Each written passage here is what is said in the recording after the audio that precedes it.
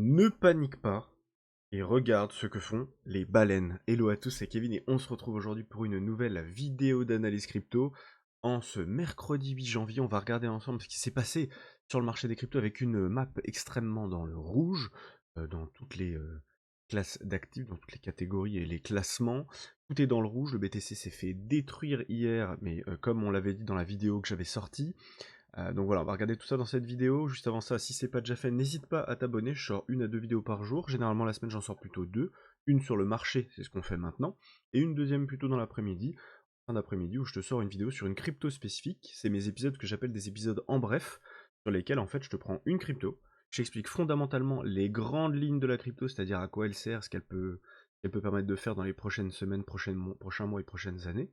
Et ensuite, je te dis graphiquement si c'est intéressant pour ce bullrun. La dernière que j'ai sortie, c'était sur Hondo. D'ailleurs, il n'y en a pas énormément qui sont allés la regarder. C'est dommage parce que tous ceux qui possèdent du Hondo, attention à partir du 18 janvier, j'en reparlerai. Plus la date va se rapprocher, plus j'en parlerai. Et il risque d'y avoir une vente massive du nombre de tokens. Donc voilà, juste avant ça, je voulais vous montrer les retours que j'ai eu sur la vidéo d'hier. Donc merci à tous pour vos retours. Analyse confirmée 7h, même chapeau, merci à toi. Chapeau pour la prédiction, même si mon portefeuille enseigne. Bon courage à toi, Lies. T'inquiète pas, ça va bien finir par remonter. Bien vu, Kevin, j'ai misé sur un short suite à ta vidéo. Je viens de gagner 15€. Ben, bien joué à toi, Francis. Et surtout que la baisse n'est potentiellement pas finie. On va voir ça ensemble.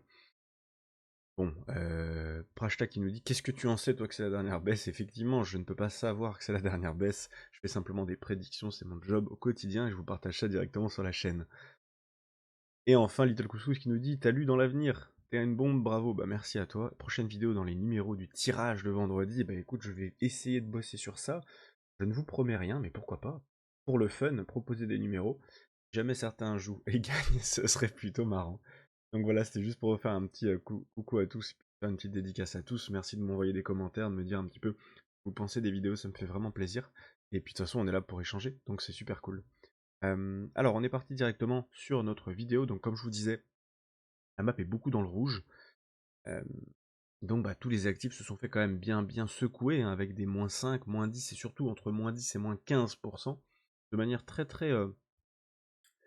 je dirais, homogène de partout. Tout a pris, vous voyez, hein, il n'y a pas de truc bien spécifique qui a pris -50 ou -20.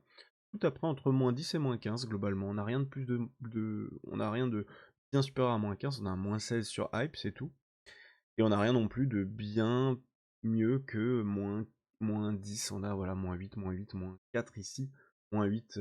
Sinon, on a beaucoup de -10. Si tu regardes sur BTC ce qui s'est passé, sur Cryptost, ils nous l'ont sorti aujourd'hui. -6% sur BTC et 695 millions de dollars de liquidation, ce qui est quand même beaucoup. Que dire sur la chute du marché crypto? Donc vous avez un petit article sympa. Alors c'est surtout voilà pour les gros titres que j'aime bien regarder ce genre d'article. Donne les gros chiffres rapidement, hein, -6% sur BTC, 700 millions de dollars de liquidation, le reste du job je vais le faire moi, et je pense que ce sera encore plus précis, mais c'est pas mal ce qu'ils nous annoncent, donc c'est plutôt cool. En tout cas, ces articles sont toujours sympas à regarder. Maintenant, si on va voir directement sur le graphique, donc comme je vous avais dit, on était rentré dans notre zone d'imbalance ici. Il y avait de grandes chances quand même, à court terme, pour du très court terme, que le marché, même s'il s'était fait rejeter, vienne retester encore une fois dans l'imbalance. Donc si jamais ceux qui shortaient se faisaient sortir une première fois, c'était pas très grave, c'est-à-dire qu'on short, donc on parie à la baisse. Si jamais le marché réagit, vient chercher une dernière fois, on re-short et on reparie à la baisse. Pour les investisseurs, ce que j'avais dit hier, c'est attention, tant qu'on ne dépasse pas à la hausse les 105 250 points ici, les 105 250, et bien globalement, on peut se hedger, fermer une partie de ses positions. Alors il faut éviter de paniquer et de tout vendre. J'ai reçu énormément de messages hier à ce qui s'est passé sur le marché. Beaucoup de messages extrêmement positifs, et aussi beaucoup de messages un petit peu plus d'incertitude, où les gens étaient un petit peu perdus, ils savaient pas trop quoi faire. Que je sors tout, que je sors rien, qu'est-ce que je fais? Si je sors, est-ce que je sors plutôt sur BTC, est-ce que je sors plutôt sur les alts? Donc dites-vous que de manière générale, quand vous avez un manque de certitude comme ça, il faut surtout bien revoir une deuxième fois la vidéo que j'ai sortie, et vous dire ok, il a dit que tant qu'on est en dessous des 105 000, il y a plus de probabilité que le marché vienne refaire une petite jambe baissière. Si le marché fait une petite jambe baissière, et c'est pas non plus 100% de certitude, bien évidemment, puisque j'ai pas de boule de cristal, dans ce cas-là, vous pouvez tout simplement sortir avec 50% de vos positions sur beaucoup d'alt, de lignes. Donc vous prenez les différentes lignes que vous avez, les plus grosses, sortez avec 50% par exemple, vous gardez du coup du cash, vous dites que si jamais le BTC clôture au-dessus des 105 250, vous aurez eu un manque à gagner entre le moment où vous êtes sorti et le moment où BTC est reparti en haut, vous aurez un manque à gagner d'environ 4% sur BTC et peut-être un petit peu plus d'alt, peut-être 5, 6, 10%. Et par contre, le fait d'accepter d'avoir ce manque à gagner va vous permettre de, si vous avez raison, si le marché baisse, bah, ça va vous permettre de gagner 6, 10, 15% sur BTC, peut-être même plus. Et donc si vous avez 10-15% sur BTC, vous allez gagner sur les alts potentiellement 15, 20, 25, 30%. Et derrière, avec le cash que vous aurez récupéré en haut, vous pourrez le réinjecter plus bas. Donc maintenant que j'ai dit ça, n'hésitez toujours pas à me contacter, que ce soit sur Instagram ou que ce soit dans les commentaires pour me poser des questions. Avec grand plaisir que je réponds à tout le monde, je fais comme je peux bien sûr. On a encore la chance que ce soit pas une communauté très grande, on n'est même pas 4000 encore, on est bientôt 4000, mais pas encore. Donc dites-vous bien que on a cet avantage-là d'être encore en petite communauté et donc je peux répondre globalement à tout le monde et vous aider au mieux.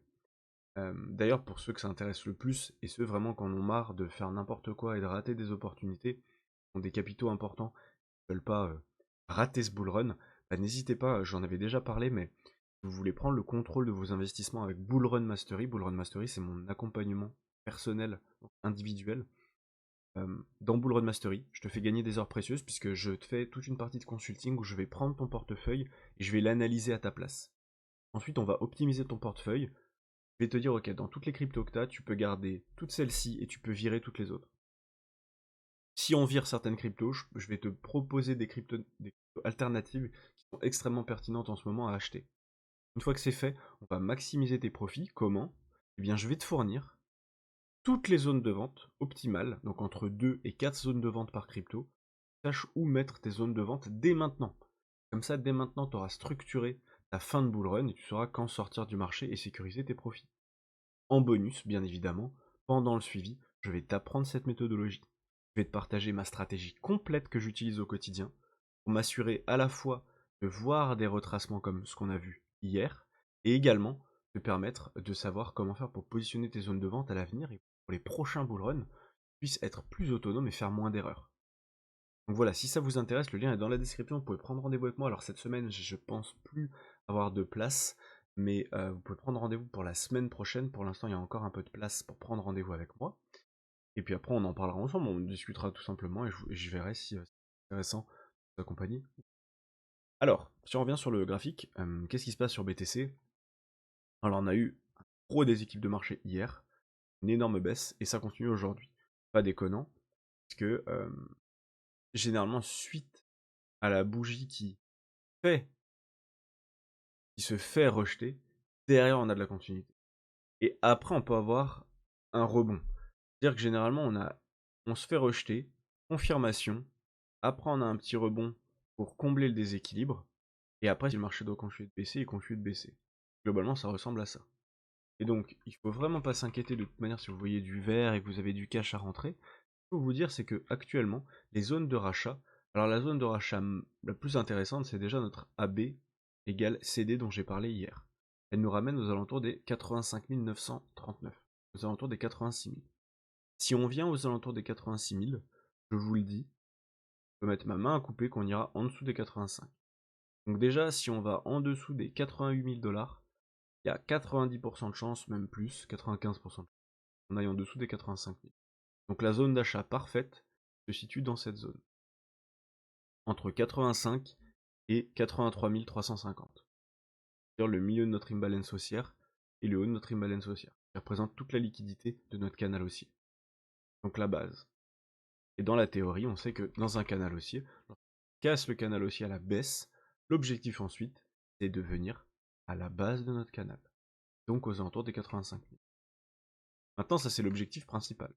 C'est-à-dire que si aujourd'hui vous avez, et je vais prendre n'importe quel exemple, vous avez 10 000 USDT à investir, ou à réinvestir, en plus, eh bien, vous savez déjà que la plus grande partie, vous voulez l'injecter ici, au niveau des 85 000 $. Donc ici, vous savez déjà que vous allez globalement avoir à peu près 60% de votre capital que vous allez vouloir investir à peu près ici. Donc aux alentours des 6 000. Il vous reste 4 000. Et 4 000, où est-ce que vous voulez les mettre? Alors vous avez un petit peu d'achat à faire dans cette imbalance. Ici, potentiellement, vous pourriez faire de l'achat dans cette imbalance haussière, les yeux fermés si vous êtes un investisseur long terme, aux alentours ici des 95 640, puisqu'on est dans notre dernière imbalance haussière qui peut maintenir le prix et faire en sorte que l'on fasse cassure. On vient retester le milieu de notre mèche. Premier point bas, deuxième point bas divergé. On crée un W. On pull back. On vient dans notre imbalance haussière. Ça tient. Merci, au revoir et on part. Ça, c'est un scénario optimiste. Et d'ailleurs, on est en plein dedans. Actuellement, on est dedans. Le scénario n'est pas fini. On va voir que sur Ethereum, c'est un peu plus compliqué, mais le scénario est encore possible sur Ethereum. Ici, on peut déjà commencer à mettre quelques ordres d'achat. Si on a prévu d'investir les 60%, donc 6 000 en bas, et qu'il nous reste 4 000, on va peut-être commencer à rentrer 1000, 1500 ici. Comme ça, on est sûr que si le marché repart, on est au moins un peu dans le train. Ensuite, deuxième zone, aller récupérer toute cette zone. Et en même temps, on a cette mèche, et puis finalement, on a cette mèche pas loin. Donc globalement, on a quoi? On a 90 000 $, 89 000, et ici, 91 900. Donc pour moi, ça semble évident d'aller chercher les 90 000, puisque c'est cette mèche ici. Donc un niveau d'achat un peu au-dessus des 90 000 $, où ici, on va mettre le reste, c'est-à-dire 2500. Et au final, on aura 1500 ici, 2500 ici, et les 6000 tout en bas. Si jamais dans les prochains jours, quand je vous fais des vidéos, je vous dis que le graphe s'améliore, et finalement les 6000 que vous avez prévu d'acheter plus bas, vous allez les remonter et les racheter plus haut, peut-être ici, peut-être ici, peut-être ici, en fonction de ce qui va se passer sur les graphiques. Mais il ne faut pas paniquer, et il faut, si vous avez la possibilité, attendre les instructions, sinon il faut monter en compétence pour pouvoir être le plus réactif possible. D'ailleurs, j'ai eu tellement de messages hier, ça m'a fait me poser beaucoup de questions, beaucoup de gens m'ont demandé, m'ont dit mais est-ce que tu pourrais pas nous faire, je sais pas, un canal, un groupe WhatsApp, un Discord ou quelque chose, pour nous donner des infos un peu plus en temps réel. C'est vrai que bon, je sais pas comment je peux faire pour m'organiser, si vous avez des suggestions, n'hésitez pas à m'en proposer, à faire en commentaire, je sais pas ce qui pourrait être le mieux.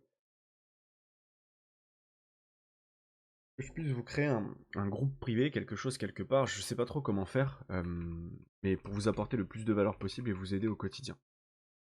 Alors, donc là, BTC, les objectifs, c'est pas compliqué. Si on casse cette imbalance haussière, le minimum de l'objectif, c'est 90 000. C'est ça, cette zone-là.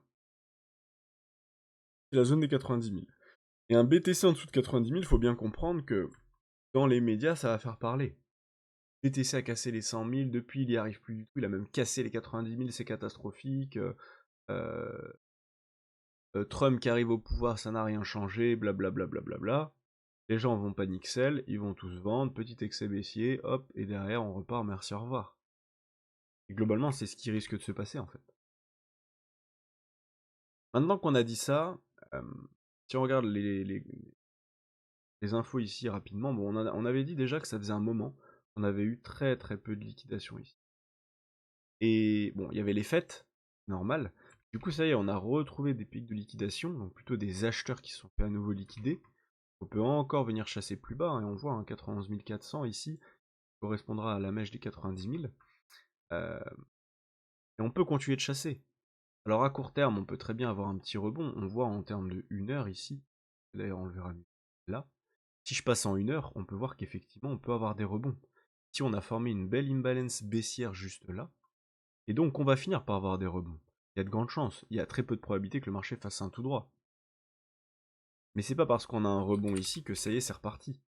Il faut comprendre que le marché maintenant est baissier, donc il y a de grandes chances plutôt de faire grosse jambe baissière. Jambe baissière, on ralentit. On trouve de la force, on rebondit.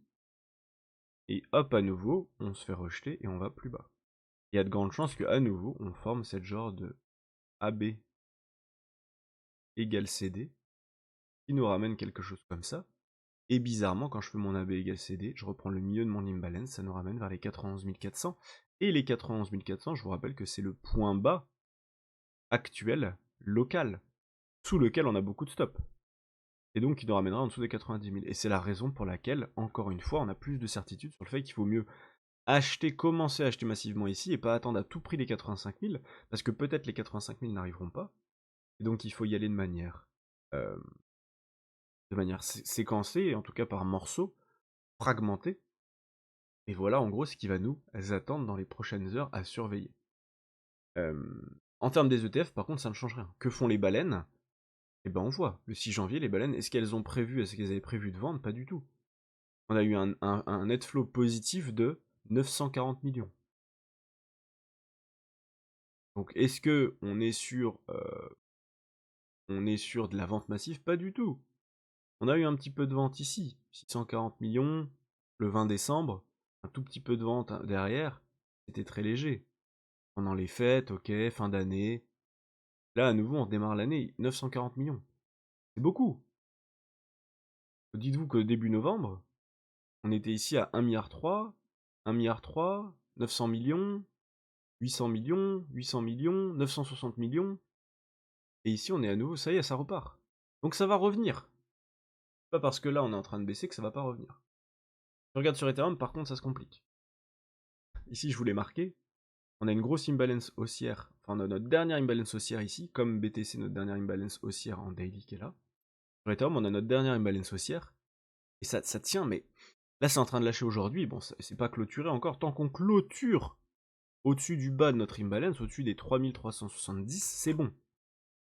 Là, on attaque en dessous. On a fait une mèche bien plus bas d'ailleurs aujourd'hui pour l'instant, et on remonte. Tant qu'on clôture au-dessus, c'est bon. C'est pour ça que j'ai mis le gros serrage de fesses. C'est qu'ici, le marché est en train de serrer les miches. Là, on va créer une énorme imbalance entre ça et bon, bah, en fonction de où sera le point haut aujourd'hui, imaginons qu'il soit vraiment posé ici, on aura une grosse imbalance ici, gros déséquilibre de marché. On va faire baisse, baisse, baisse. On va rebondir, tout le monde va se dire c'est reparti, tout le monde va se refaire éclater. Et là, ça va nous permettre d'aller en dessous des 3000. Et si on va en dessous des 3000 sur Ethereum, ça va faire encore une fois beaucoup parler. Beaucoup de gens vont se faire dessus. On va en même temps récupérer toute la liquidité ici du 15 novembre 2024 qui a permis de faire notre dernière vague haussière et après on repartira. Donc voilà en gros où est-ce qu'on en est. XRP, on n'a pas réussi à casser le canal haussier hier. J'avais dit attention, hein, si on casse ce canal haussier, beau signal. Si on le casse pas, direction le bas. Bon, bah ça n'a pas cassé, direction le bas. Minimum 2,07 maintenant. L'objectif, ça va être plutôt de casser ce canal à la baisse et d'aller plutôt aux alentours des 1,85. Pour terminer, Jasmine, j'en avais parlé également, j'ai fait une vidéo très récente dessus, je vous ai dit, on est très proche d'une cassure haussière. Et il faut attendre la conclusion de cette cassure. Il faut attendre la conclusion. Et la conclusion, c'est à la fois casser le milieu de notre W qui est là, et juste ici. C'est-à-dire, on pose point bas, milieu de W, deuxième point bas plus haut, on doit clôturer au-dessus, et en même temps, on doit clôturer au-dessus de notre imbalance baissière, aux alentours des 0, en gros aux alentours des 4,1 centimes. Si on clôturait au-dessus des 4,1 centimes, c'était bon. Parce qu'on a clôturé au-dessus, pas du tout, on a fait une mèche, mais on n'a pas clôturé au-dessus. Loin de là, on n'a même pas clôturé au-dessus des 4 centimes. On n'y arrive pas. On se fait rejeter, bon bah là le marché est baissier. Et maintenant qu'on a testé le haut du range qu'on s'est fait rejeter, l'objectif c'est de venir en bas de range. Et le bas de range c'est 2,8 centimes. Et donc ici on a encore une baisse potentielle sur Jasmine minimum de 15%. Mais ce sera des zones d'achat. Il faut pas paniquer, il faut pas se dire ah ça fait trop chier, je vais être à moins 15%, moins 20%. Déjà c'est potentiel puisque j'ai pas de boule de cristal. Mais surtout, il faut vous dire que ça ne change pas l'objectif. Ceux qui sont long terme sur Jasmine, l'objectif est toujours le même. On a atteint un premier objectif de revente pour ceux qui avaient acheté en bas quand je vous avais fait la vidéo à l'époque, en 2023. Premier objectif de vente atteint. Il y a beaucoup de ventes qui ont été exécutées. Beaucoup de gens sont rentrés surtout à l'achat, se sont fait défoncer. Une fois qu'on aura repris de la force, le deuxième objectif derrière, c'est entre 12 et 16 centimes. On est à 3 centimes. 3 centimes les gars, entre 3 et 4 centimes. Quand vous allez revendre entre 12 et 16, juste décrocher un peu des graphes, vous allez faire des x3, x4. Donc c'est trop cool. Donc voilà ce que j'avais à vous partager pour cette vidéo du jour. Et j'espère que cette vidéo vous aura plu. Ne panique pas. Les baleines sont en train d'accumuler, elles continuent d'accumuler gentiment. Elles font peur à tout le monde. Il y aura peut-être un peu de FUD dans les médias, mais c'est pas grave. Donc je vous retrouve cet après-midi pour une nouvelle vidéo. J'espère que cette vidéo vous aura plu. Si c'est le cas, n'hésitez pas à mettre un gros pouce bleu. Je vous fais des bisous et moi je vous dis à plus. Ciao ciao.